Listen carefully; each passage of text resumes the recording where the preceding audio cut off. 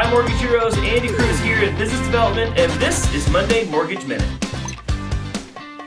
Welcome back to a new week. Coming into this week, we actually aren't expecting that much of a change in the market because there's just not a lot of information and data coming out. However, that being said, I should also note / warn that sometimes those are the weeks where the randomest things just occur.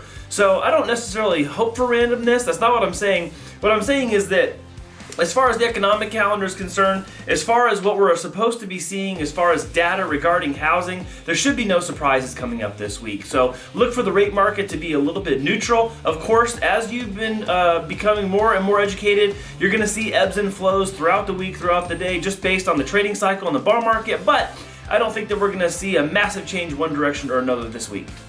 Something that might pique some of your interest this week is for new home sales and existing home sales that comes out in a couple of days. Of course, that's going to be a reflection of all the things that have been going into helping prop up the economy and make real estate and mortgage work back in 2020. All that still continues today, and we're still seeing the benefits for that. Now, the one thing that's changing a little bit, and I'm starting to see more and more of this, is you're getting a lot more talking heads talk about the top of real estate, and real estate's too hot. Real estate's getting overcooked. Real estate's in a bubble.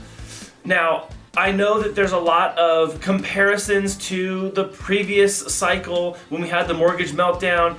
The circumstances are way different, and there's people that are on both sides of this argument. You know, I understand the side of the argument where you're saying, hey, we have strong monetary policy for mortgages. We're underwriting people based on their actual income. We're looking at funding high credit score borrowers. There's all these other things happening. And the other side of it is, hey, the technical information just isn't adding up. This can't go on forever.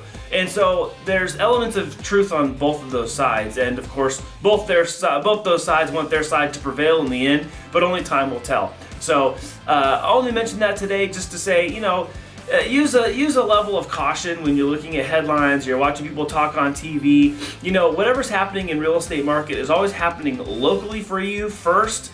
It's very, very rare that something national will affect what's happening local, but what is happening local can affect the outskirts of whatever that epicenter is. So when it comes to values, when it comes to delinquencies, when it comes to things like that, a lot of that is still local. It has a lot to do with local jobs market and has a lot to do with local values. Who's moving in, who's moving out, why are they moving in, why are they moving out? So just keep that in mind as you're looking at new housing data and you're looking at existing home sale data when it comes out.